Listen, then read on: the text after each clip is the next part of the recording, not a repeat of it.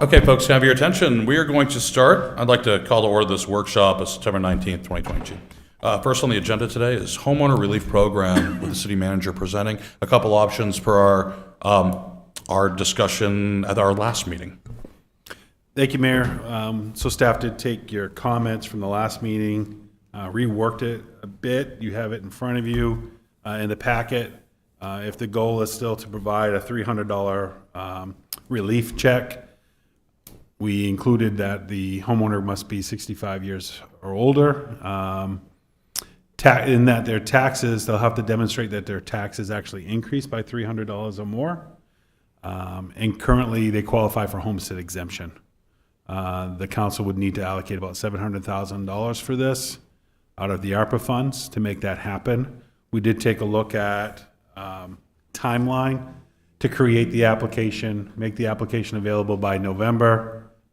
We also don't want to confuse people with all the different programs that are coming in. We're currently taking about 30 applications a day on the tax stabilization program. We're upwards of over 1,000 applications so far on just that program alone.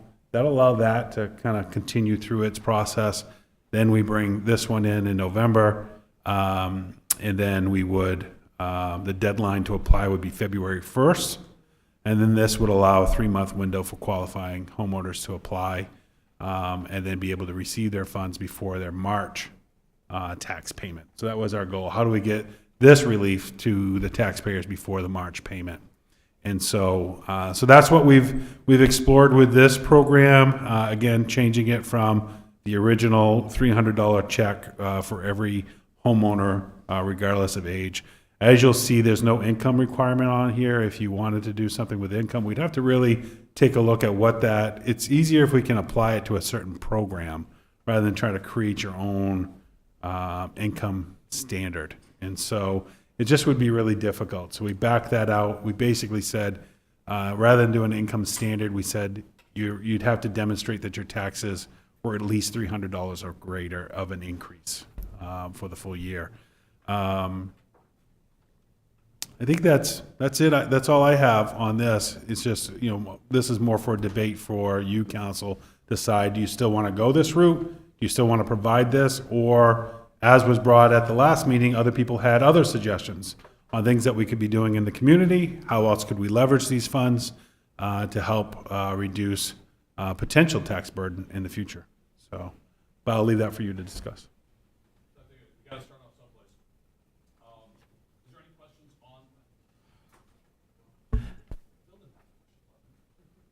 I know the IT guy. I had him. I think where we need to start off now is obviously with what's up on the screen. Is there any questions about what Phil and staff has presented? We'll go over here. Yeah, so I wonder if we might be going down a rabbit hole by making people prove that their taxes have increased by $300. And where my thinking goes there is, are we saying that you have to have been in your house for 2 tax years, and then to be able to prove that has gone up $300? I mean, what if somebody moves from one place to another, or from, whatever? I mean, do we really want to have that extra paperwork? Yeah, good question. I think there's a lot of paperwork in this.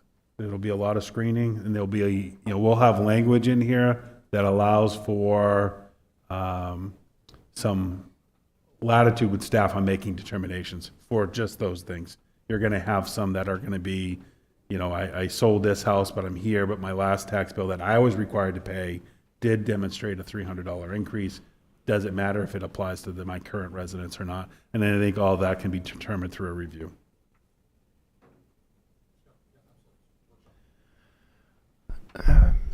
Are there any homes, single-family homes, that didn't receive at least a $300 increase in their property taxes? Yes.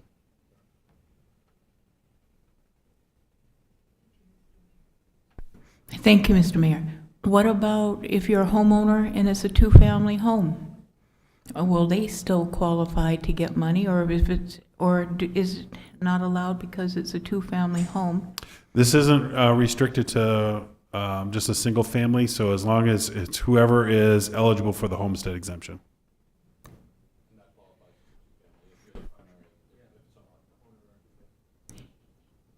then what about if you're disabled but don't hit that age, but you had that increase and you're having struggling time to pay your taxes? It discriminates against that type of person. Those are all the other adjustments that you could make. Staff had a long conversation regarding veterans. You know, do you make a change for veterans or veterans that are full 100% disabled, regardless of age? So those are the different components that you could consider. Right now from the council, the last workshop was at least 65 and older. If we felt like that was where the majority of the council was leaning, at least 65 and older. Yeah, I would recommend that you try to limit the variables in anything we do to something that's unmovable. Age is a definite. Age is fact. You know, you are over or you are below. And once we start getting into exemption-based criteria, i.e. disability, at what level disability, are you veteran, what type of veteran, what disability, if any, then it really becomes gray. And you end up potentially opening ourselves up to question. And isn't there already something for veterans in another section of this? It's homestead, but it is separate, yes. $6,000. I think using the 65 age really helped us in this, and I really believe that we need to do something. Okay, so that opens up to the second part. I mean, there's some good questions here, but at the end of the day, is there consensus with this group on doing something, some tax relief or not? So I'll ask this as a straw poll. You know, is there a majority consensus or majority opinion on doing something? Okay, it looks like we got a majority on doing something. Now, with that said, is there any alternatives to the plan that we have in front of us right now that you all have thought about that you'd like to propose, or amendments to this that you'd like to propose to as a discussion point? No? Doing that. Everything I'd like to add would be discriminatory. I mean, if I say add disabled people or veterans or whatnot, then that, like you say, adds another layer and it discriminates against somebody that we haven't mentioned. Yeah, I think Phil's on the right track, because there's some bureaucracy in this with the application process, so I think you want to keep it as simple as possible. And it's possible that quite a few people won't apply for it. That may, reduce the amount and allow for spending on other things, which is what some of the public. If I see nothing else, then I think that's consensus. I would like to see this on a future agenda item per your plan up there, Phil. Very good. So we're going to move on to the next agenda item right now, which is, again, the city manager talking about the open session guidelines. Thank you, Mayor and Council. So the guidelines that I provided to you were guidelines that were provided to a previous council as well. It was a document that we had worked on after Maine Municipal Association held a session for towns and counties and cities regarding preparing guidelines for councilors to adopt regarding open session periods. I can tell you the attorney that presented really suggested that if cities want to ensure protection as far as open session and what that involves, state statute is very clear on when public hearings should take place, and the attorney's recommendation was to just use that. And if an attorney was making a decision, they would recommend not having open sessions, because it does become just very difficult to manage at times based on what people in the public are coming to speak on. That has not been an approach that we've taken. The recommendation here is to still provide that open session period. The tweak that we did on this from the previous presentation that we had done was that the open session, I think when I went back through and was looking at the minutes when the second open session was first adopted, and I think Council Gary, Council Walker were on the council at the time, the question was whether or not that second open session was supposed to be a standard open session or if it was a continuation if needed from the first open session.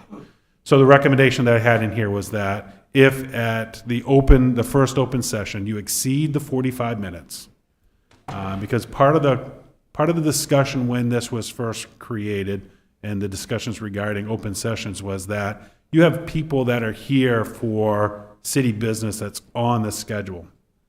And so we've had times when an open session has gone well over an hour, based on whatever the topic might be that's happening.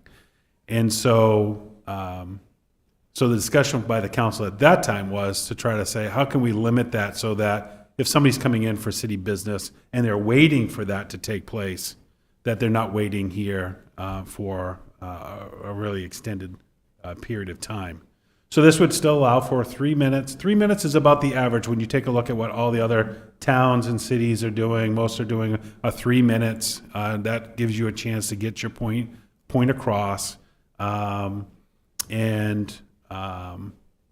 cap it at 45 minutes, and then you would suspend the open session to the second open session if there were people that still needed to speak at the end of that 45 minutes. The majority of the time, council, you're never even close to that 45 minutes. It's only on occasions that happens, but it does put in a system in place. This is about having a system in place rather than trying to figure one out on the fly when certain things are happening. So that's what a guideline is for. So you to have it laid out and make it very clear. So that's the intent of the policy. The intent is to just provide a fair and adequate opportunity for the public to come in and express their views to you. Public session isn't for a debate or a back and forth. What's recommended in here is that it's one speaker and then it's the mayor. Mayor, by charter, runs the meeting, so we'll coordinate the discussions during an open session, and will be the monitor of that by their authority within the charter. Questions? You had a chance to look at it. Some of you have seen it before. Like I said, the only modification was that suspension after the first 45 minutes and then going to the second session. But that was the only real change. And just real quick, I'm sorry, you might have covered this. I had to go and check on IT. But right now, we do not have established rules outside of what's in the charter currently, correct? So I don't think we have anything actually adopted by the council, correct? They've had some guidelines that they've reviewed, more or less hinted to, but never adopted. So based upon Robert's rules, the mayor runs a meeting as the mayor wants to as a presiding officer. The mayor will operate the meeting according to charter. Okay. And Robert's rules as a default. And then as a default, whatever's not listed in charter or ordinance would then default to Robert's rules. Okay. And now would default to this. Or, Mayor, I should say that the council has the authority at any time during the meeting to override the mayor on any of these items with a majority of the council. So the council could say, no, Mayor, we don't, we'd rather have people to be extended in time to speak. And as long as the majority of the council agree to that, they could override that process.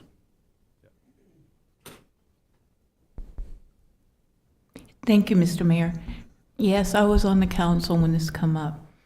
What was happening at the time was we'd have meetings and people would come and they would talk and stuff.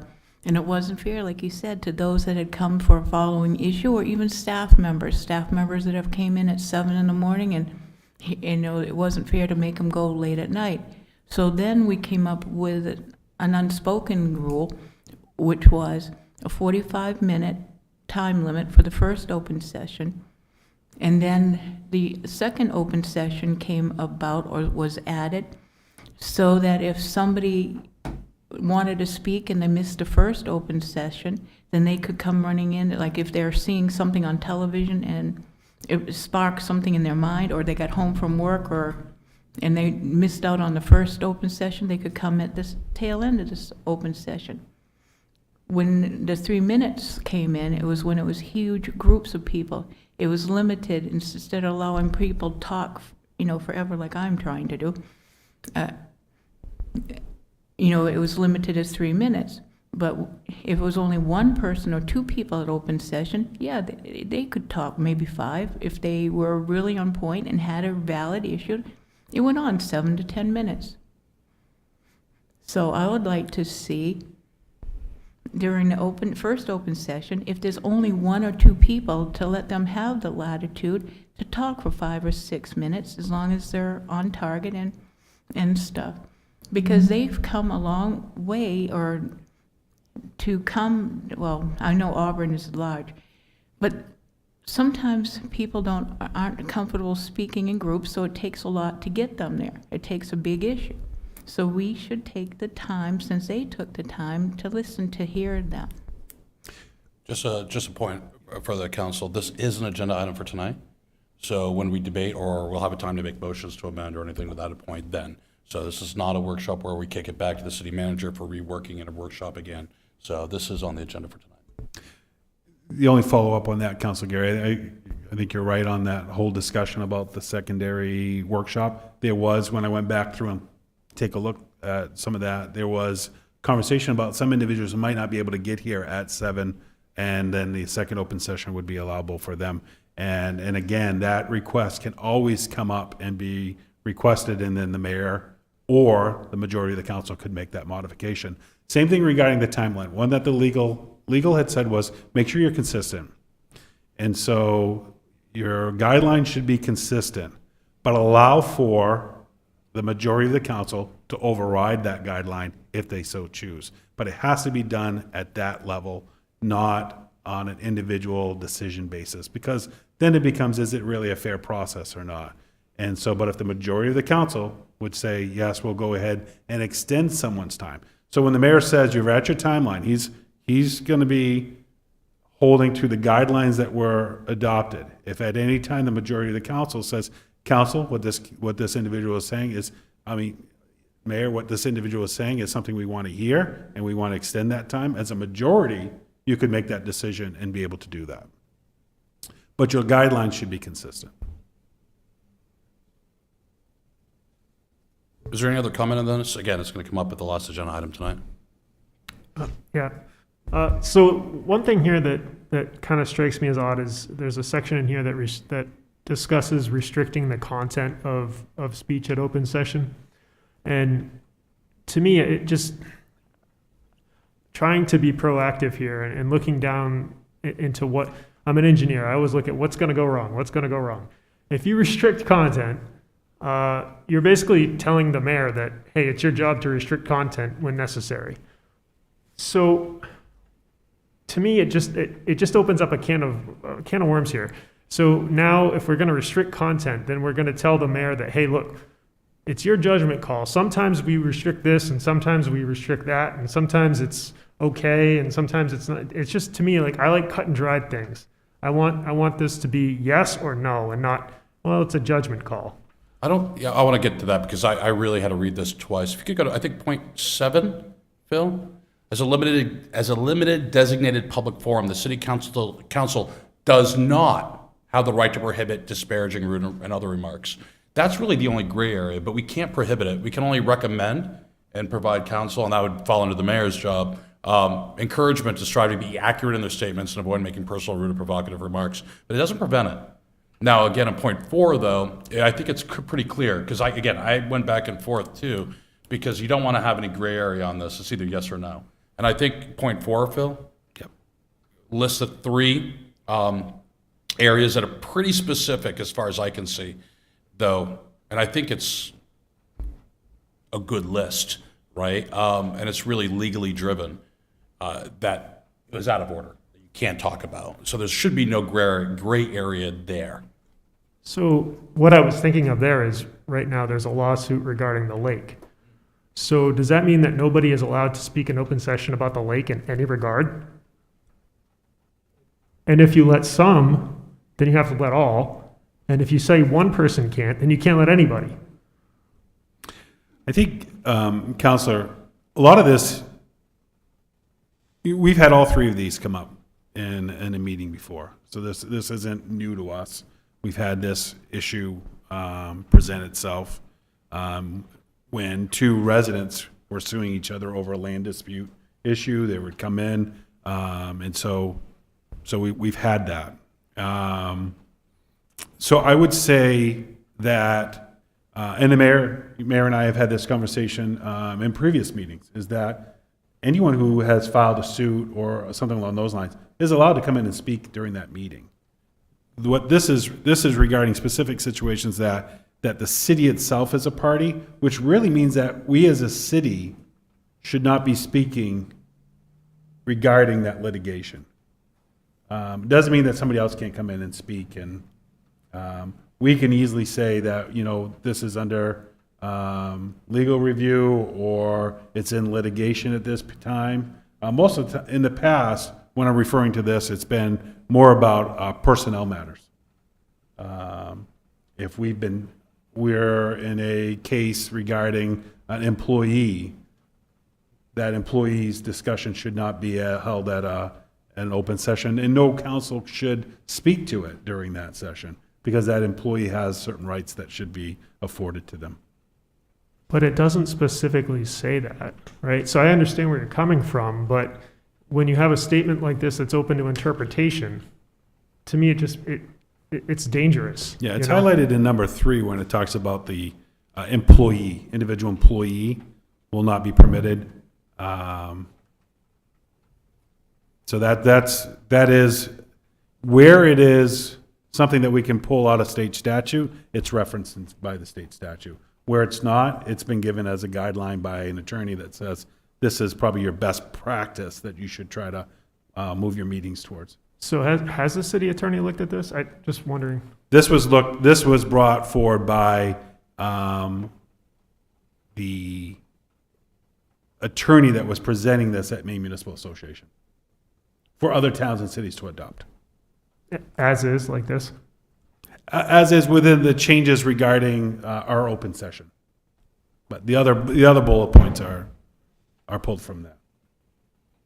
I will say, if I think, and correct me if I'm wrong, you're referring to a situation in which residents are party of a lawsuit against the city of Auburn, or a lawsuit involved in a lawsuit in which the city of Auburn is a party of. You should, if they want to speak publicly about a suit that they're involved with against the city of Auburn, that's on them, and frankly, we should encourage that, because it's all of a sudden very discoverable, and our lawyers would absolutely love that if they actually spoke. So shame on them for doing so. They should never do that. A good lawyer will recommend do not speak about this, but if they do, they do. We as a body, though, cannot, and we should not, because it's best practices and it's legal advice. So I don't think we're going to be able to fully cover everything, but then again, that's, the mayor presides over the body, and the mayor can, and maybe, that's not appropriate. And if the mayor says rule someone out of order, and the majority of the council would like them to continue, as Phil said, you have that. Right now, you don't have that opportunity. This gives another layer of checks and balance against the mayor, or for the running of the meeting. And I would just add to council, so this is exactly as it was presented 3 years ago, except for that changing of the open session regarding 45 minutes. I think originally when it was presented at 15 minutes. So, and it wasn't, but it always allowed for that second open session. So this changes that just a bit. But just so that people know, it has nothing to do with what's happening now. This is what was presented 3 years ago. Yeah, I think this is good to have in writing as a policy, just out of fairness, so people can say we're not being, they're not being treated unfairly, that we're following the policy. Judgment is always hard to write in, but we've used good judgment. We've had executive sessions where we start to drift away, and you'll pull us back. Phil will pull us back and say, this is not a subject of this session, we cannot discuss this. So I think we can do the same, make the same kind of judgments in a public setting. Okay, we're going to vote on it tonight anyways. Next on the agenda, we're going to go into food service licensing, which I believe is quadrupling the cost of lemonade stands for young children. And no, we're not going to quadruple the cost. Sue? So I've asked Sue to join us just because she knows the licensing and food service establishments by ordinance and also state law. So this is we basically took language that was actually presented, Sue, was it the last legislative session? and did not move forward with. The state didn't move forward with it, but this was introduced in the last state legislation. I think it was the last one session. I did not use that for the Yeah. examples that I gave in the packet, but yes. But this was brought forward before the state as well, and they debated, they just didn't move forward with it. Correct. So Sue worked, I think, with Brian, they worked on language that would be in alignment with what our ordinance language has currently, and then expanding on it to be able to exempt it. You'll see that there's 3 options that were listed in here. One is the, in section 1, section 1431 regarding waiver of fees. And this is with the application for a waiver of fees. This is just that it would be brought to the city council at its next available meeting. Staff does not recommend this one. This is just too many layers, too much time, and things that you do not want to be processing. Staff recommends the second one. The second one is except that the city clerk has the delegated authority to waive the fee for minors operating a temporary lemonade stand on private property. So I guess I should go back. So this came up at the last meeting, was regarding the incident where somebody had to pay a fee for a lemonade stand because they were doing things by the letter of the law. The letter of the law says you would have to do that. So this language would allow that to happen if somebody was to come in and want to make sure that they are in compliance. Sue could issue that temporary, waive that fee for that temporary lemonade stand on private property. The last one is that minors operating a temporary lemonade stand on private property. I think this one here was just a straight exemption. Is that what it was? So straight exemption. So was there a reason why we were leaning towards the second one over the third one? You probably don't have a preference, do you? I have no preference. So it might be even better just to do the third option, now that I look at this a Well, little more closer. the reason I'm kind of in favor with being able to delegate that out or make that decision is because, and I hate to play devil's advocate here, but we do have some people that take advantage of loopholes. And unfortunately, some parents might see this as a loophole and see it as a break to be able to sell something temporarily on their private property or what have you. This is designed for younger individuals to have that entrepreneur spirit and to do something that betters themselves, potentially their family, save up for that guitar.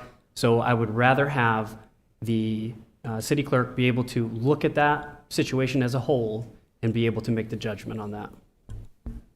Council, let's start off with, do we have consensus on either option 1, 2, or 3? Option 1? No. Option 2? Option 3?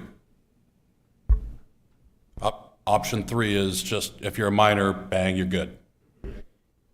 I appreciate what Ryan's saying, but my concern with Sue actually approving them is somebody going to come back to the city if they don't like the lemonade? Or, I mean, I'm thinking liability, just, are we taking on any responsibility? Whereas with 3, there's no responsibility. I agree there could be some people trying to, sneak through with treating it as a loophole, but hopefully that isn't too great, and if it is, we could revisit it, maybe. I would like to, just 2 recommendations here based upon talking with constituents and councilors. I would scrap the term lemonade unless it's a generic term, i.e. just temporary stand on private property. It is the most common, and I think lemonade stand things as too. I think that we can't discriminate against. And I think defining the word temporary, is that defined anywhere in our code of ordinances? I.e. in a period of time. I would have to look. I know we do issue temporary licenses, and they're normally good for 30 days. Okay. My only concern, if you remove the word lemonade, where, are they going to be potentially selling hot dogs? Yeah, ideally Cookies? sausages. Then we run into, other issues. And the state they would still need to get a state license. I did reach out to the program manager at DHHS. because you are required to get a state license if you're selling beverages or food items. But I reached out to the program director at DHHS and specifically asked if they license lemonade stands.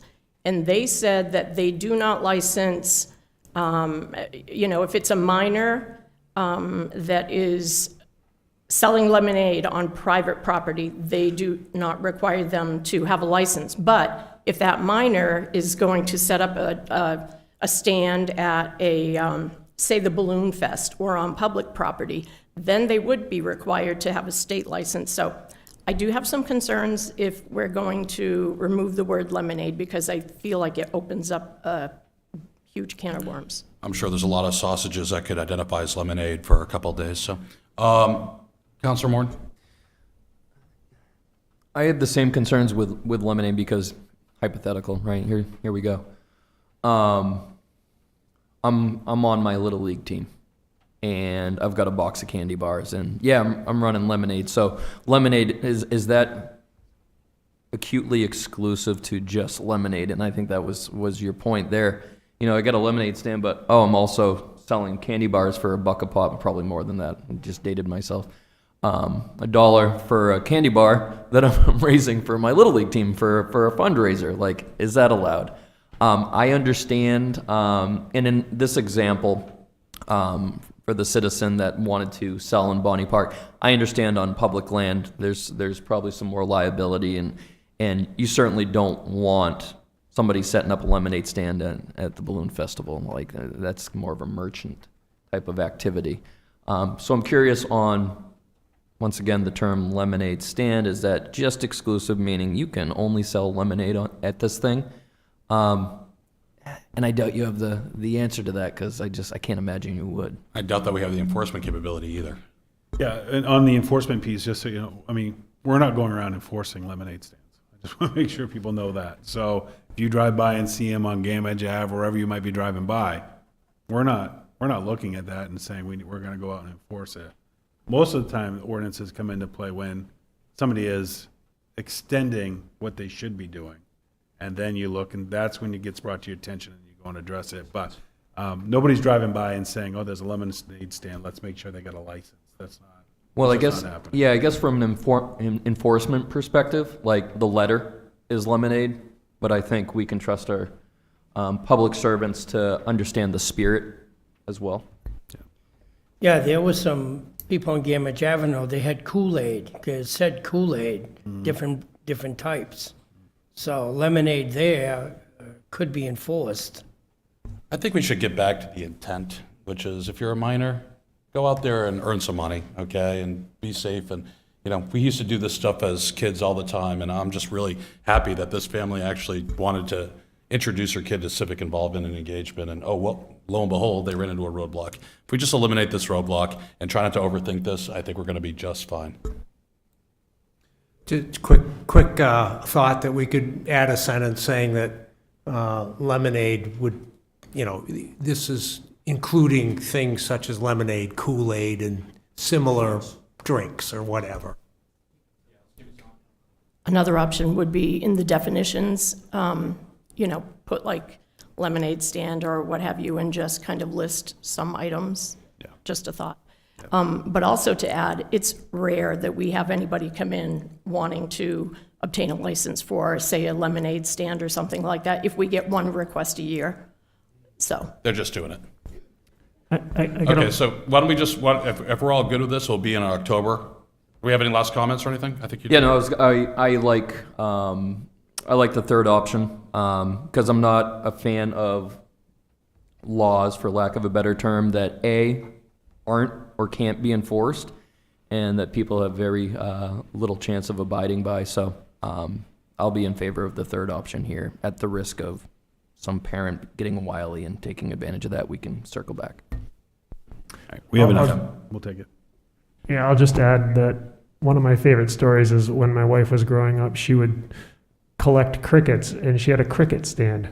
And like, nobody was eating these crickets. People were just saying, hey, look, we appreciate that you're having a stand and like trying to do something, and we want to support you, and here's a quarter. There you go. It's better than my milk stand. That lasted all of 30 minutes in the summer. Zero sales. Okay, we're going to move on. And I hope to see lots of kids out there hustling the street corners with all sorts of lemonade next summer. We're going to go into executive session. So at this point, can I entertain a motion to enter into executive session pursuant to 1 MRSA, section 405, 6E? Do I have a motion? Motion. Do I have a second? Second. Counselor Milks, all those in favor? Okay, we're now in executive session. We'll be back at 7 o'clock for our regular council meeting, folks.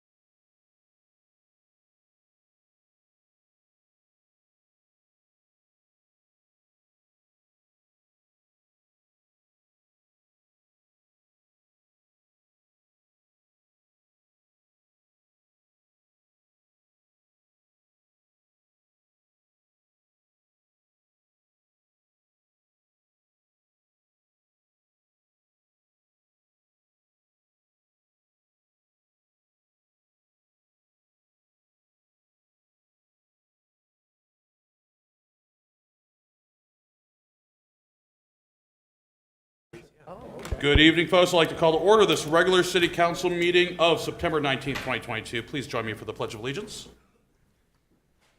I pledge allegiance To the flag of the United States of America and to the republic for which it stands, one nation, under God, indivisible, with liberty and justice for all.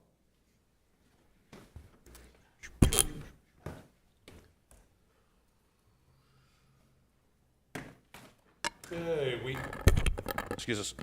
We have 5 consent items on the agenda tonight to approve the renewal of auto graveyard junkyard licenses. It's an annual event. I'll entertain a motion at this time. So moved. Second. Councilor Staples with a second from Councilor Walker. I'll ask for a vote of a show of hands. All those in favor? Passes 7-0. Next are the minutes of the September 6, 2022 regular city council meeting. Are there any corrections? If not, I'll entertain a motion at this time to approve the September 6, 2022 regular city council meeting minutes. Motion to move. Councilor Second. Walker, do I have a second? I'm sorry? Second. Councilor Staples. All those in favor? Passes 7-0. We're going to move on to communications, presentations, and recognitions. I do have one thing just to communicate. I had the privilege of walking through the new Edward Little High School last week. Sun Journal, I invited the Sun Journal. They came along with us. Hopefully you all saw some of those pictures. My first and frankly only reaction was just wow. It was absolutely amazing.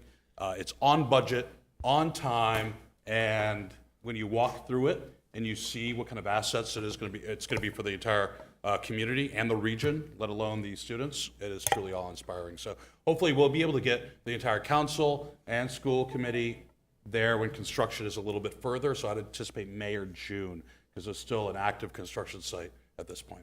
Okay. Only communication I have. And the last one is, I'm sorry, the Blues and Brews Festival was a huge hit. Over 2,500 people from around, really Maine, were there. We polled them, and about 3/4 were from outside of the city of Auburn. All the vendors, food, beverage vendors sold out, mostly twice. So it was a really good economic incentive activity, and people had a great time. So good things happening. Turn around. Any other communications? Councilor Staples. Sure, thank you. On Thursday, September 29th at 5:30 p.m. Is the annual meeting for the Auburn Public Library. The 5:30 to 6 is a social hour, and 6 p.m. is a business meeting. I also wanted to take a minute to just promote the website. The Auburn City website has a feature on it that allows citizens to subscribe to emails for updates to the Auburn City website. I highly recommend people to do this. It'll let you know whenever there's an agenda item that is added to the city council's agenda, or planning board, or all kinds of other things. But it's a great service, and I appreciate the city for doing this. Any other communications? No. Councilor Whiting? Yeah, it was a work weekend for Lake Auburn Watershed Protection Commission building a trail on Saturday between Tot Lot behind H.E. Callahan on Route 4 all the way over to, well, they didn't get as far as Salmon Point, but it will go roughly a mile along Townsend Brook. And then on Sunday, the Auburn Nordic Ski Association cut a new trail or cleaned up the cuttings of a new trail, which was strenuous and involved mostly people, over 70 or close to it. But we got it done, so there'll be a new trail this winter. That's great. Okay, moving along to the manager. Thank you, Mayor and Council. The only communication I have is that the Maine Town and City Clerks Association provided to the City of Auburn a plaque for its generous support of the Maine Town and City Clerks Association and Susan Clements Delaire, our city clerk, who's the incoming MTCCA president for the 2022-23 year and term. Sue's been working very hard on that association for many years, just finished her term as vice president. And it just speaks to Sue's professionalism, her knowledge in the city clerk's office, and her ability to connect with her peers in other towns and communities, and making sure that that work that's done by the Clerks Association, which all of you know has a great deal to do with the elections. She's a great advocate and a great leader in that. So the City of Auburn's really fortunate to have Sue on our team and part of this. So Congratulations, sir.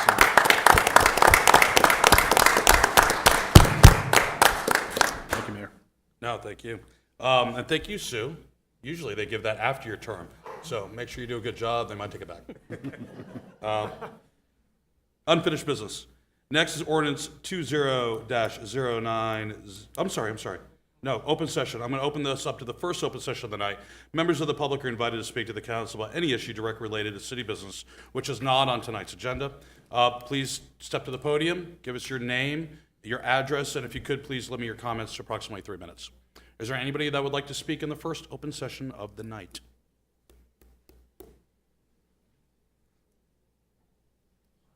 Make sure I'm speaking about the right thing. New zoning, are you gonna talk about? That's is an that on the agenda item? agenda? Yep. Actually, it's the next agenda item, and we'll Okay. have time then. Okay. Okay. No, thank you, Mr. Berry. Okay, we're going to close the first open session and move on to unfinished business, which is ordinance 20-09062022, amending the zoning district T4.2B. This is a second reading. Do I have a motion? So moved. Second. Motion Councilor Staples and second from Councilor Milks. I'll open this up to the public for comment. Same rules apply. If you'd like to speak, please step up to the podium, give us your name and your address, and if you could, limit your comments to 3 minutes. Mr. Berry, that would be you, yeah, or Mr. LaBelle. Ronald P. LaBelle, 31 Coachman Avenue in Auburn. I am an owner of property that would be rezoned by this proposal, and I object to it. When I was before you 13 days ago, I pointed out that this proposal does not comply with Section 60-1447 of the Code of Ordinances, which requires that every proposal to amend the zoning ordinance include a statement of the reasons for the change, showing how the change would affect the public health, safety, convenience, and welfare. The proposal before you 13 days ago contained no such statement. Proposal to the planning board contained no such statement. The proposal before you tonight contains no such statement. It's fatally invalid and should not be enacted. It appears that the council, in its haste to adopt this ordinance, has created a procedural quagmire, which I will explore in the next moment. On July 18, the council enacted on first reading ordinance number 1907182022, which appeared to be similar or identical to the proposal before you tonight. On August 1, 2022, the council referred that same ordinance number to the planning board, 19-07182022. The proposal before you tonight is a different ordinance, 20-09062022. That ordinance has never been referred to the planning board.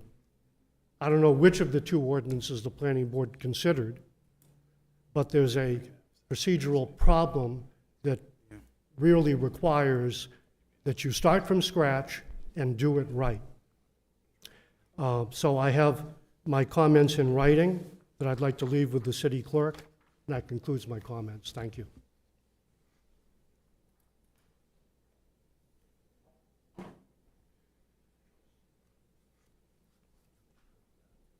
Is there anybody else from the public that would like to speak at this time?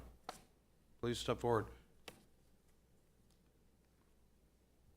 Scott Berry, 179 Davis Avenue. Good evening, Mr. Mayor and councilors. I'm here tonight. I'm concerned. I want to add something to the zone about the zoning. From previous meetings, I heard only some limited types of businesses that were allowed to be located in the upcoming zoning changes. Here is a list of some potential businesses that could fit into the neighborhoods nicely without impacting on the ambience of the neighborhood's living space. The City of Auburn should give everyone the tools to excel in life on an equal footing. I am not here asking for the government handout, but a helping hand up in life for everyone through this new zoning change. All of us worry about what our neighborhoods will look like after this new zoning has been adopted. I also wonder. So I believe you, as city leaders, should be forthcoming with guidelines for the new potential businesses to fit positively and not negatively and the lifestyle environment that now exists in our neighborhoods. I have a list of 101 businesses. I've heard a handful from the planning board. These all can be done from home. I'm in real estate. I do a lot of business at home, but I can't open up my own independent office in a neighborhood. What I'm looking for, I also do marketing. I do advertising. I spent thousands of dollars for software and subscriptions to do my marketing. And now I think I want to open up an advertising agency, but I can do it in my own home, and I don't need any employees. You can do that. I actually do online stuff, gifts, MIMS. I actually got another account that I've been going after Russia with the help of the Ukrainians. A lot of Ukrainians know my stuff. When I put something out, I've got roughly 20 to 50,000 people to look at it within a 24-hour period. And it grows and grows from there. What I have to say about Russia and China with Russia, but I want to do the advertising. I'm good at it, and I like to do it out of my home. That's what I'm trying to bring to a point. And I think everybody should have the chance to do that. And I got the businesses here, there's 101. Thank you for your time. And thank you. If you'd like, you can leave those with the clerk.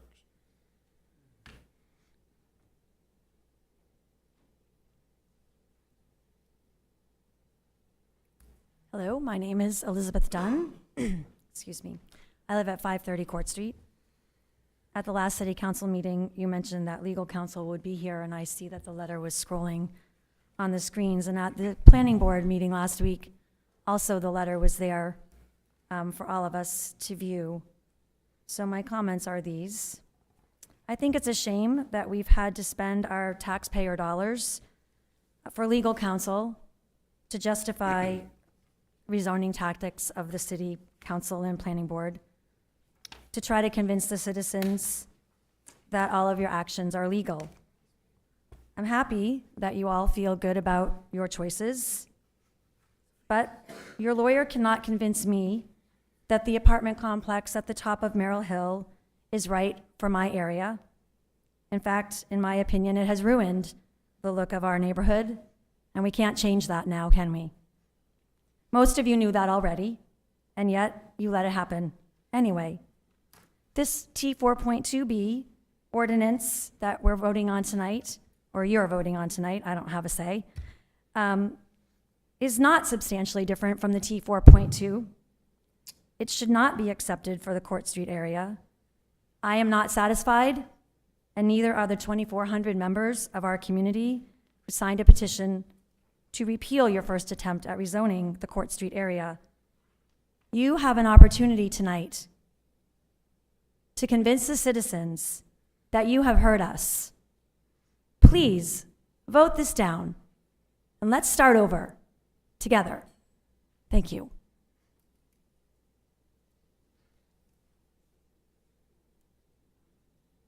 If there's nobody for this public discussion, I'll close the public part of this debate. Okay, bring it back to the council. Council, we'll start this off. Is there anybody that would like to speak in favor or against? Any comments? Comments? Yes, Councilor Moore. I really liked the last presentation that was provided by Mr. Cousins, Director of the Planning Department. And I feel like that explained a lot of the motivations behind P4.2B. But I'm going to assume that most people didn't have the opportunity to see that presentation. I would like to, if at all possible, and I'd ask the city manager and Mr. Cousins, is there an opportunity for us to have some public information sessions to go deeper and to try to cast a broader net to Educate? Yeah, to allow people to understand exactly what the motivation is. and what the actual implications versus perception will be for their neighborhoods? We can schedule that. If that's the direction of the council. We can put additional community conversations like we have done in the past and make them available. So I like 4.2B, much like Councilor Staples has said in the past, and I think it's good for the city, but, and I'm sensitive to the feedback of the residents of Auburn in regards to the speed, although I feel like we've been dealing with this for a very long time, and I feel like we actually hit a reset to try to have a more transparent process. I would actually make a motion to table the vote on 4.2B long enough to allow for some more public information sessions. Date certain or date uncertain? Well, I guess first, before a date, I would ask the city manager what would be a prudent amount of time. So I'm going to ask you to withdraw your motion at this time because it's a privileged motion and it ceases all debate or conversation. So just as a Robert's rules portion, so, I'll withdraw my motion. okay. Well, I think, council, what we'd hear from you is just what is the intent? How we could do this by ward, we could hold sessions within the community. We could have additional sessions here in the council chambers or community room. We could also make available, like we've done regarding the virtual Taxes. town hall meetings. We could do more of those. But if you're looking at wards, that'll take us some time to go around and do that. You know, when I think back to interactions with the public that have actually had really good participation, I feel like when we had dueling sessions, one at Walton School and then one at Fairview, I feel like there was a lot of public participation in that process. I don't know if board-specific is necessary. Well, this is interesting, if I could, to help you out with this one a little bit. The Court Street neighborhood actually, because of the way the shapes of our wards are, it really does hit 3 different wards. And kind of a center point on that would be the senior center. And I think the manager has some real-life experience with this, that a combination of a Zoom public participation meeting, which really allowed all those people, regardless of where they were, to come in, ask questions, get them answered. I know a few of us were actually watched that live, coupled with a couple weeks afterwards, in-person at the senior center, let's say, which is a good spot downtown, central of the area, and one that we can control. The same presentation by staff, that same website. I believe you're referring to what planning staff has put together, which was the kind of the FAQs, if you would, mapping, identifying down to the parcels, and really understanding and having people understand the nitty-gritty of the ordinance and how it pertains to them individually. Yeah, exactly. And I guess I would leave it to the discretion of city staff in regards to the best execution and location. I know the senior center is convenient to a lot of people in that ward, and it's a large venue. And I'm just clicking forward here. I'm looking at maybe early November 7th council meeting, tabling till then. Do you think that would be an appropriate amount of time to be able to? Just clarification, what's your outcome for these My outcome meetings? is I want Mr. Cousins to represent what he had presented to the city council here. I thought it was a little more comprehensive in regards to how the zoning actually impacts neighborhoods and individuals, and then does a nice comparison to things that are state legislation that are potentially coming down the line in LD 2003.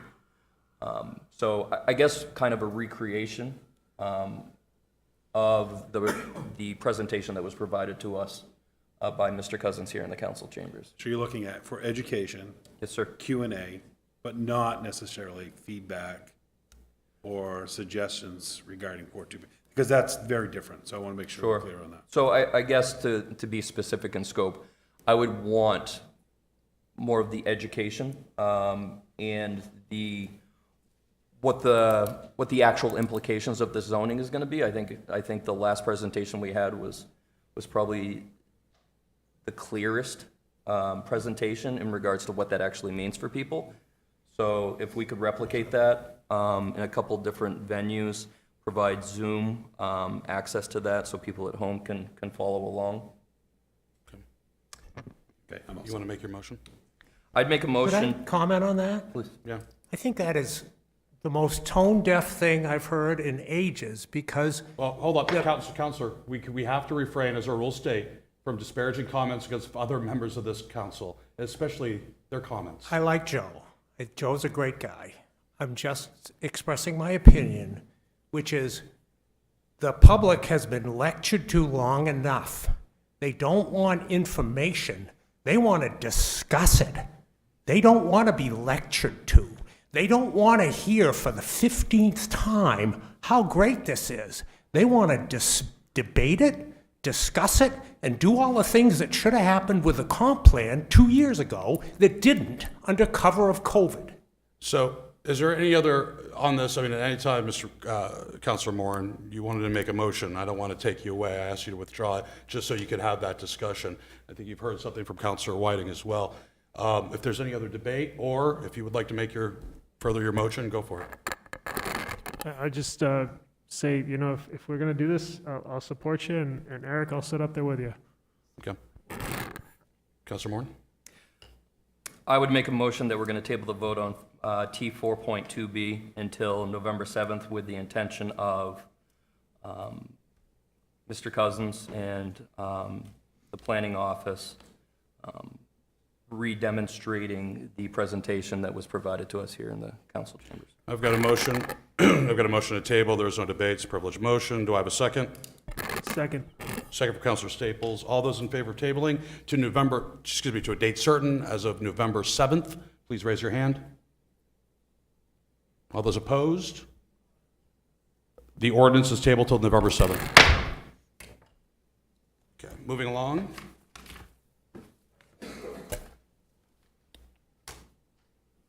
New business. First, we have a public hearing on the CDBG Home Consolidated Annual Performance Evaluation Report, CAPER. This is program year 2020. It's a public hearing only. There will be no action taken on this item. Open this up to the public hearing. Is there anybody from the public that would like to comment? None being? I'll bring it back. I'll now close this public hearing. Next, we have a public hearing on the CDBG Home Consolidated Annual Performance Evaluation Report, CAPER, program year 2021. It's a public hearing only. There will be no action taken on this item. I will now open this up to the public for comment. Is there any? None? I'll now close this public hearing. Next is Order 132-09192022, amending the FY21 action plan to include the Auburn Lewiston Home ARP plan as recommended by the Business and Community Development Office. Do I have a motion? So moved. Councilor Whiting on a motion. Do I have a second? Second. Councilor Staples on a second. I got Zach Lenhart here, just in case we have some questions. Actually, if you could give. Zach Mayor. What? Zach Zach Lenhart. Who's that? Mayor. Not him. Not him? You sure? He used to be here. Zach Mayor, the planning board member formerly known as Zach. I apologize. So open this up to public comment, but Zach, if you could, before we do that, do you want to give, there's a reason this is coming back to us. I just want to make sure the council's clear on that. Yes, Council and Mr. Mayor. We are bringing this back, so this is a little Groundhog Day. You've seen it before. You approved it before. So we go into this consortium agreement with the City of Lewiston. They chose to modify their option at the council level, so we had to readdress our consolidated budget, and then we're representing it again tonight. Very good. Biggest change is they've removed the shelter development portion of their funds. We had a little bit with that, so we've shifted a majority of that over to public service and actual direct services that we can provide, as well as a little bit more for new affordable housing development. Thank you. Open this up to the public for comment. Is there anybody in the public that would like to comment on this? None? Bring it back to the council. Council? Any debate, questions, comments? Nothing? Ask for a vote. All those in favor? Opposed? None being 7-0. Next is amending the general assistance maximum appendices. This is a public hearing and first reading. This is ordinance 21-09 12022. Do I have a motion? So moved. Second. Councilor Gary with a second from Councilor Walker. I'm going to open this up to the public hearing, but first I'd love to give you a chance to describe this one. Jeff, correct? Got that one right? That's good. You got right. Good evening, councilors, Mr. Manager, Jeff Tardif, General Assistance. Just here seeking approval on the new GA maximums that include the overall maximums for food, rent, and which is new recovery houses this year. As you may recall, every year at this time, general assistance guidelines do increase. Sometimes they don't increase, but this year they are increasing. So, if you've seen the charts here, just reviewing the overall maximums, they slightly increased this year. For an example, last year, 754 was the average for a single. It's now increased to 795. And as you can see, it's just a number of families and households. For Appendix B, the food maximums, they've increased. These are automatically increased by the USDA Thrifty Food Plan. As you can take note, last year, 250 for an individual has now increased to 281.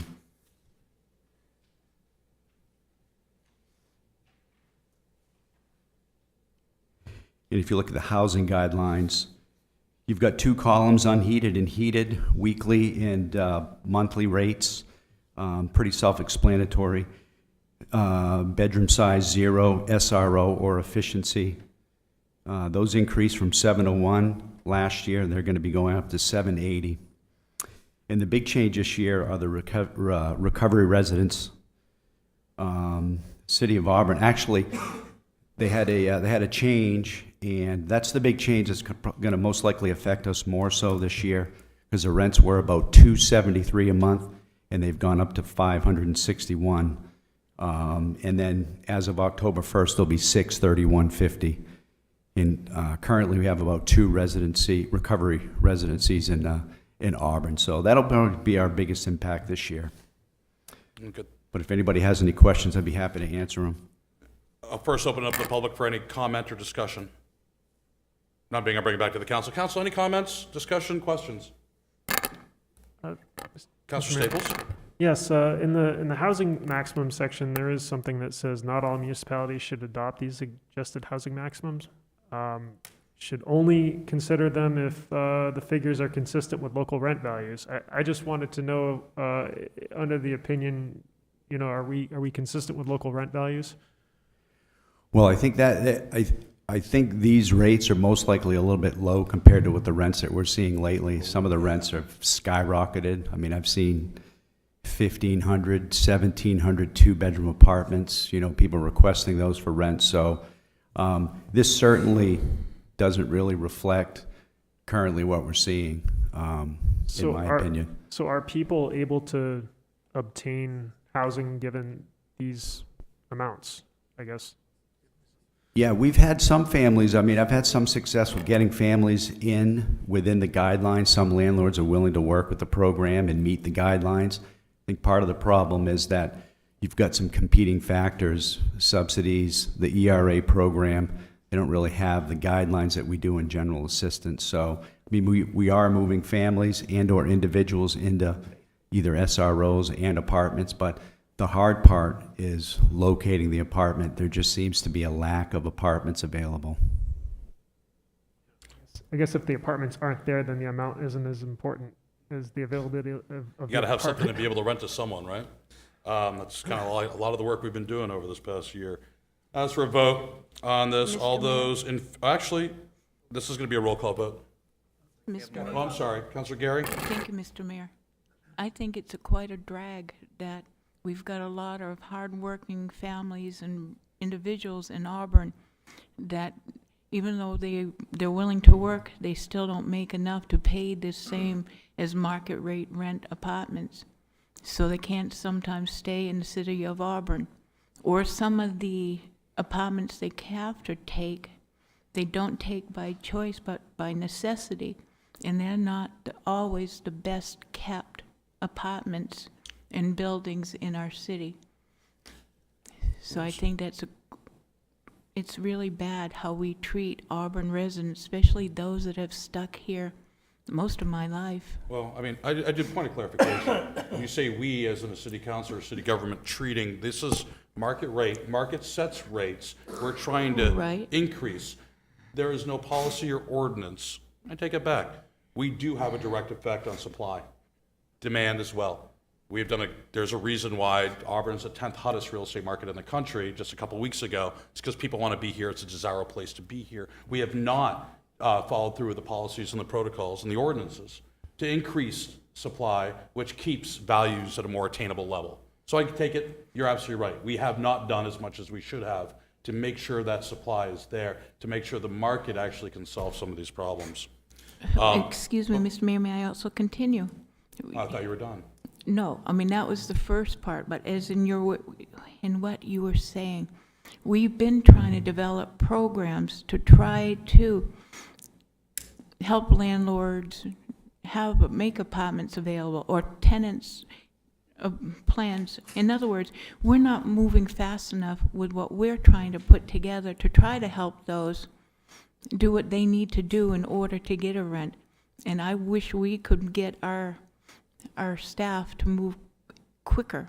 And if they need more money, then we should allocate. I'd love to see more of this CARES money going to help those that need these homes.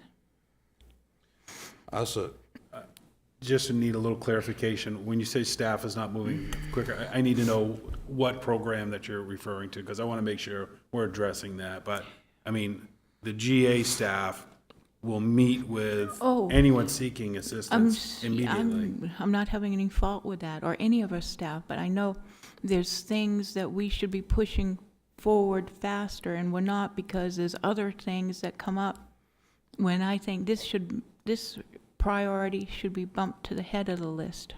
So rushing it, we don't want to do that, though. Very good. Mr. Mayor, I do not believe that staff is sitting on any project that the council has given direction on to address this need, other than what you have for direction based on the budgeting that's done with CDBG and what's allowable under CDBG. So I want to make sure we're clear on that, because I think what you're referring to, Council Gary, is something that doesn't exist with any direction, unless you can give me something specific. But CDBG staff is moving forward on every project that we have, and there's nothing that's stopping them from allocating those CDBG dollars. And, the director of CDBG is here. He can certainly speak to it if need be. I will be talking with him. Well, like the homes on Newbury Street. I thought it was told that they were going to help people be able to get those homes. And No, good. Counselor Gary, please continue. No, Counselor Glenn Gary. knows what I'm talking Well, about. I'd like to hear it, because I don't remember that ever coming up in conversation of this body. Let Glenn, he's more on target than I am at this second. So the council did approve a lot that we could build on. Yes. However, that lot's not buildable yet until the new zoning goes into place. That's what's holding that up. But more like that should be done within our city. Absolutely. And that's what I'm getting at. That's So one the of the zoning things. should go through so we can actually build on those lots that we could then be building on. Yes. Okay. Got it. Sue, can we have a roll call vote? Counselor Moran, Yes. Counselor Walker, Yes. Counselor Staples, Yes. Counselor Gary, Yes. Counselor Whiting, Yes. Counselor Hawes, Yes. Counselor Milks. Yes. Approved, 7-0. Thanks. No, thank you, gentlemen. Next is Order 133-09192022, directing the city manager, to draft a request for proposal procuring the solicitation of engineering and/or architectural services as part of the accessory dwelling unit initiative proposed by council. Do I have a motion? Motion to move. Second. Councilor Walker, second by Councilor Hawes. I'll open this up to the public for comment. Is there anybody in the public that would like to comment? Is there anybody that would like to volunteer for the mayor's ad hoc? Now is a good time. I did get one application. No? Okay, I'll bring it back to the council. Council? Discussion?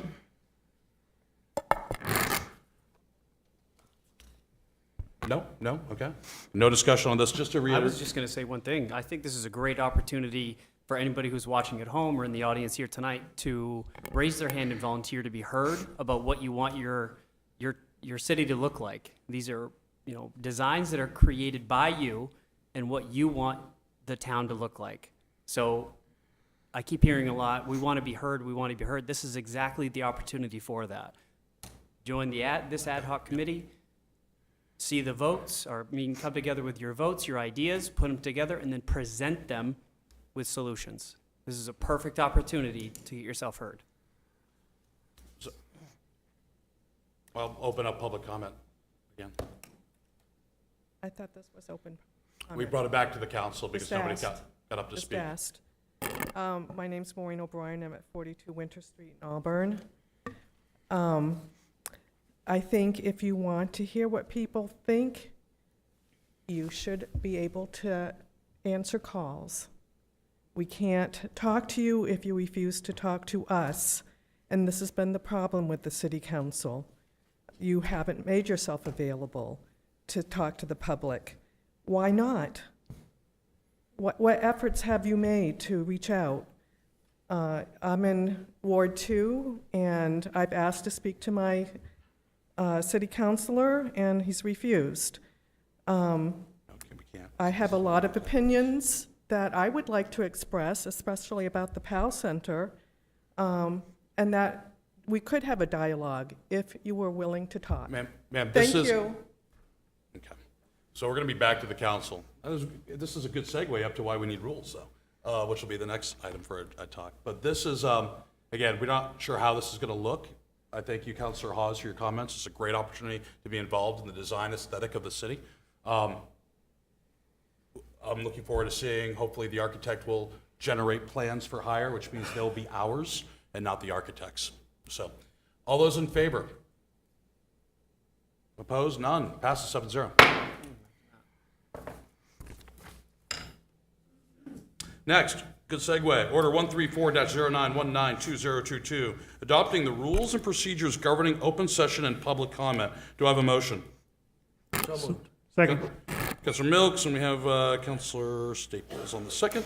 I'll open this up to public for comment. Are there any members of the public that would like to speak? If so, please step up to the podium and state your name and address, and limit your comments to 3 minutes. 3 minutes? 3? Yeah. Andy Fetty, 24 Rubelite Lane. First of all, I want to say that I like what I've seen when I read this. There should be some rules and procedure, but I'm concerned about two things. One of them is I've never been a believer in having a workshop item and then voting on it the same night. Open session has been dear to my heart for many, many years, and it is to a lot of people either in the audience or at home. So to make changes like the one that really concerns me, which is you'll be eliminating the second open session unless you go 45 minutes or over on the first session. And a lot of people, as was mentioned in the workshop, they're on the way home from work and they want to stop in the council and have something they want to say, or they may see something on TV and decide they want to drive down here and say something during the second open session. But it looks to me like the rules are going to eliminate the regularity of a second open session. And I think that's wrong. But I also think that by voting on it the same night that you workshop it, nobody's going to know that. You're going to vote on it, put it through, and it's done before people have had a chance to really absorb what this is. Now, the rules generally, I think, are good, and there's nothing in there that we haven't been doing for the last 15 years. So it's really not anything spectacular that way, except for the elimination of the second open session. And I think that is terribly wrong. But again, if you vote on it tonight, nobody's going to have a chance other than myself to object. Thank you.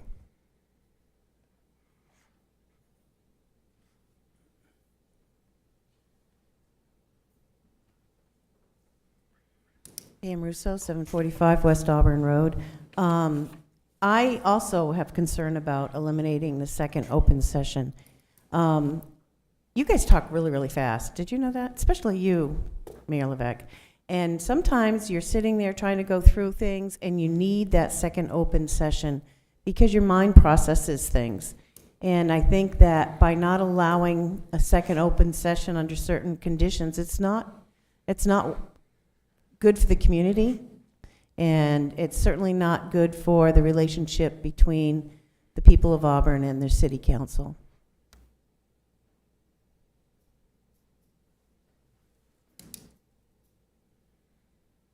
Scott Berry, 179 Davis Avenue. I think it would be more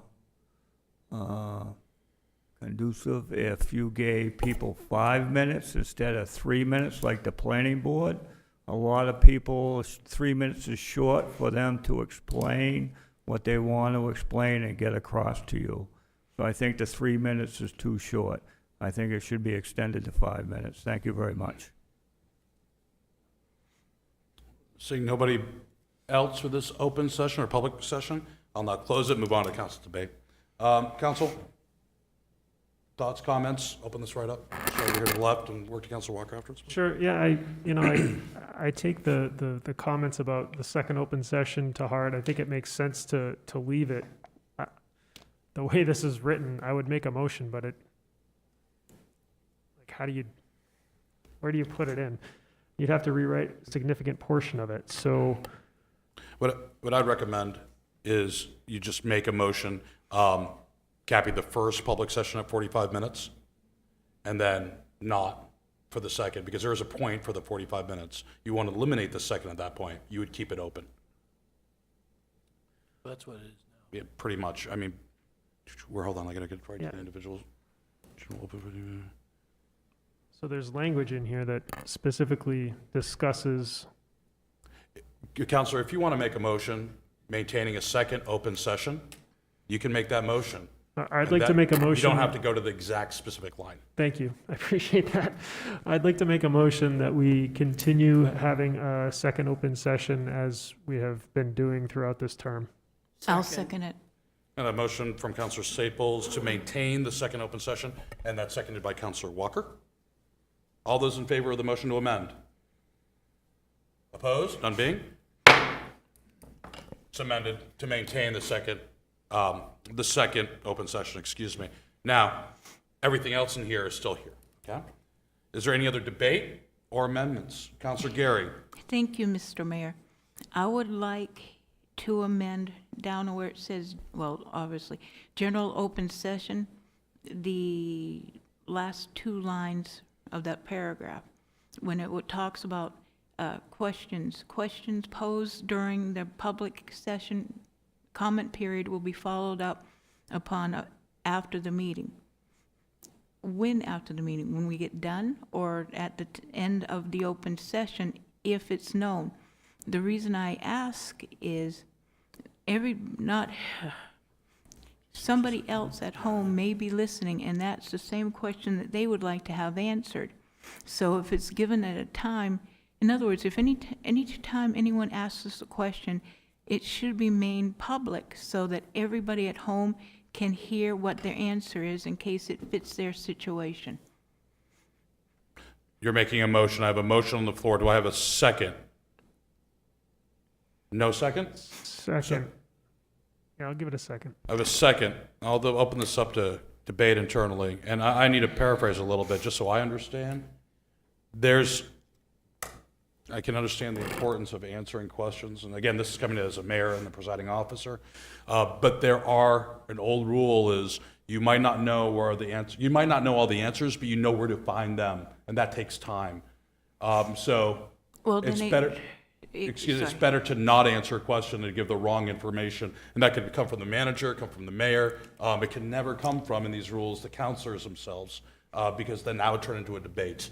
So I'm not sure the effectiveness or the realistic ability for this to happen. Say like if a question tonight at the open session come up, and we cannot give out that answer right at this moment, I would like to see, if it can't be done that night, then when the manager does his report at the next meeting, it should be sent there that whatever the question was, given the answer then. Mr. Manager, I'm wondering in the case of, and there's rhetorical, there's all sorts of different types of questions. Some don't have an answer. Some might not be necessarily, the entire community may not be interested in the answer, but we could, because sometimes I'll answer the question right after the meeting. I'll go and speak with someone and let them know, what the staffing hours are for a department. But within the city manager's report, I think that we could make that happen. I mean, I think Mr. Barry asked a question 2 meetings ago that I'm still digging through and trying to get an answer regarding Lake Auburn. I'm still working on that. I have another meeting tomorrow. Hopefully I'll have that answer for him. So so there's times when we're waiting to get that information, or the information may not exist. I'm trying to get a good response as far as what steps could take place to meet that need. But I think we could easily do that whenever we do it like that. We did this during the budget process. Councilors would ask questions regarding budget. I believe we put a report out. Historically, you tend to miss something. And so, I'd work with the clerk to try to make sure we document those.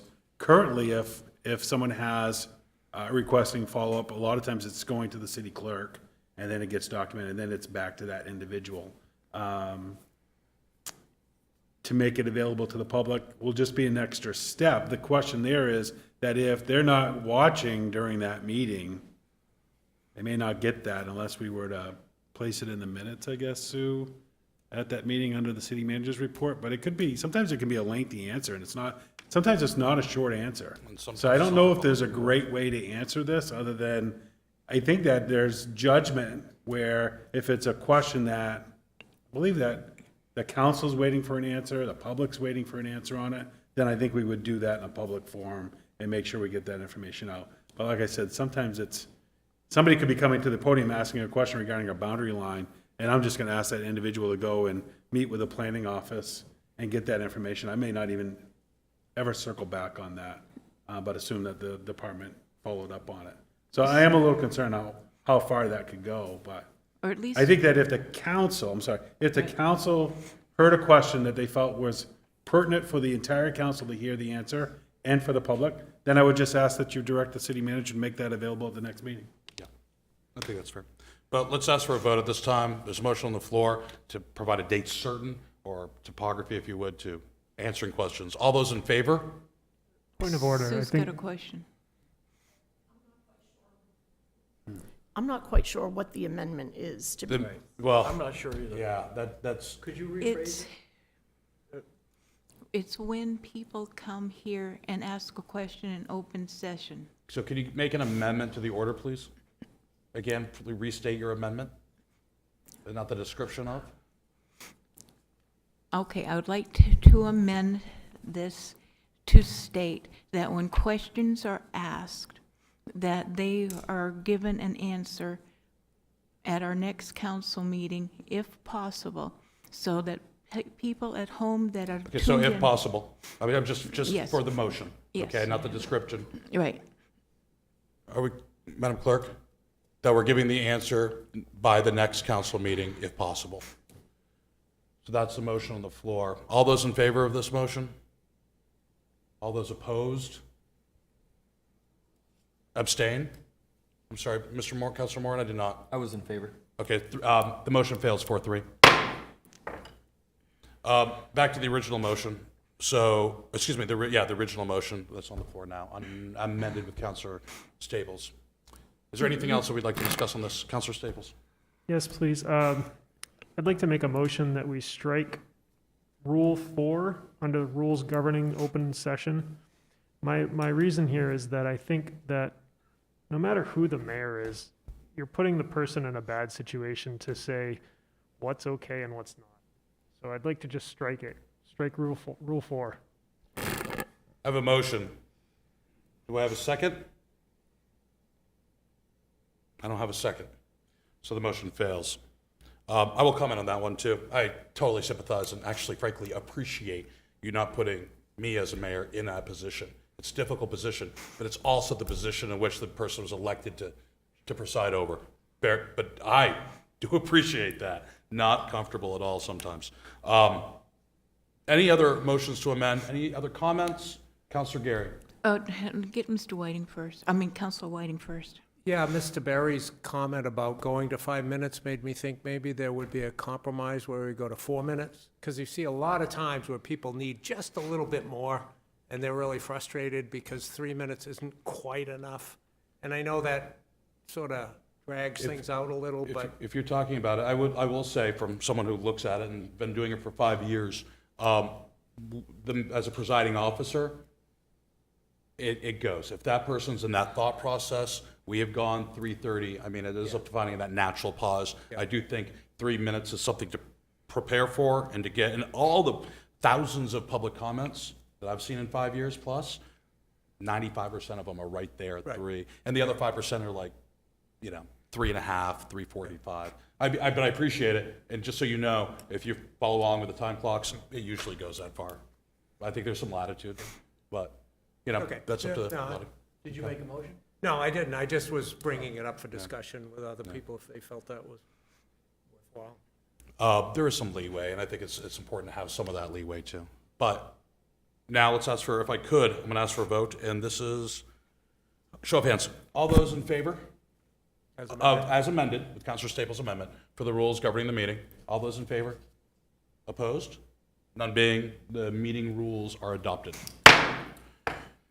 And just so we know, this is the first set of meeting rules we've had in maybe 15 years outside of what's inside of our charter. So this is actually a good step to codify what we kind of really has been practiced now for a while. Open session, last open session of the night. Members of the council and the public are invited to speak to the council about any issue directly related to city business which does not appear on tonight's agenda. Please step up to the podium and limit your comments to 3 minutes and state your name and address. Is there anybody that would, just walk right on up. Pam Russo, 745 West Auburn Road. I just wanted, I don't think this crosses the boundary there. One thing that I wanted to say about the Court Street, that the Court Street T24B, is that people don't realize that it isn't just Court Street. It really goes down Lake Street, it goes down Park Street, it goes, and that is all, from my understanding, T24B is city core. And I would really like you to think about. Mrs. Russo, I'd just like to remind you, this is an open session about topics that are not on Okay, well, tonight's I didn't agenda. know, I just want, because we always talk about that, I'm just saying to think about other zoning instead of just one. Thank you. Is there anybody else who would like to speak about a topic that does not appear on tonight's agenda? None being, I'll close the open session. We're going to move on to reports now. No mayor report tonight. City council reports. Does any councilor have a report on committees? Yes, we got, the sewer has a public meeting Tuesday, tomorrow at 5:30 at Avcog regarding the increase in sewer rates. So anybody that would like to have a public hearing, that is where that is. It's at 5:30 at Avcog tomorrow night. Just for, and this, everybody got notification. Could you just give us, excuse me, as a representative to the sewer department, the rationale for the sewer increase? We're in the process of bonding for the sewer tank that's being developed and installed over in Lewiston. It's a overflow sewer tank, 2 to 3 million gallons. But there's a bond put in place to pay for that. So this sewer rate increase is to pay for our apportioned share of that bond. Which is going down, or a minimal share? It's compared our, to the whole? right. Right now, it's at 30/70. Ours is 30%. Lewiston's paying 70%. And it's evaluated every 3 years, in a rolling 3 years, the apportionment based on the usage into that tank. Very good, thank you. Is there any other reports from councilors at this time? None being, we're bringing back to city manager. Thank you. Mayor, council, just a couple items. One, you'll notice Brian Wood's not here. He's attending the ICMA conference in Ohio this week. Great agenda. I encourage you to take a look at the different workshops that are available that he will be attending. I'll make sure that he comes back and gives you an update on that conference. The other item is that on September 21st, Wednesday evening, the county budget committee work will begin. So we'll be at the county building. Those who are representing Auburn will be myself and Larry Pelletier, Gordon Bell, I think it's the three of us. So the three of us will be representing Auburn this year. Normally, there are four. Poland has a representative that will be part of that makeup moving forward on this year. So we'll start that work on 9/21. And the last item is the Legislative Policy Committee for Maine Municipal Association. That work also begins this week. And this is the LPC is made up of about 70 representatives throughout the entire state to take a look at what legislative action will be suggested to come from the Maine Municipal Association as we move forward. Much of that work is, a term that's used is to protect the core. Our core is state revenue funding, homestead exemption, and ensure that other unfunded mandates aren't introduced through the legislative process. So the mayor and I will be representing the city at those sessions. That's it, Mr. Mayor. Thank you, Mr. Manager. I'm going to turn it over to Jill Eastman. She's going to tell us we made payroll. Yes, we did. I didn't do a July report that I gave you because July is usually spent working on last year. So there's not a whole lot of activity in the current year. But this is the report for August, and we're pretty close to where we were last year. Things are looking good, actually. Our revenue sharing is already 1/4 of the year, and we upped our estimate. So taxes were due last week. We had a great turnout with tax payments, so I think we're on a good place right now and going forward. If anybody had questions, specific questions?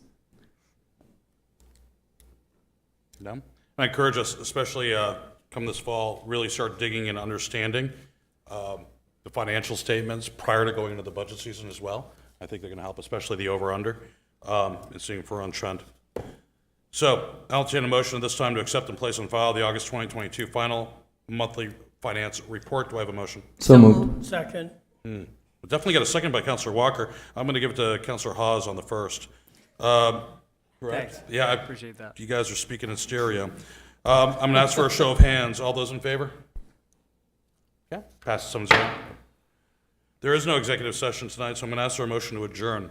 Do I have a motion? Second. Councilor Walker's and second motion. Second by Second. Councilor Hawes. There we go. All those in favor say aye. Aye. Opposed? Aye. Meeting adjourned. 7:59. Well, he took some time to think about missed the it. report. On what? I wanted to report that every little one at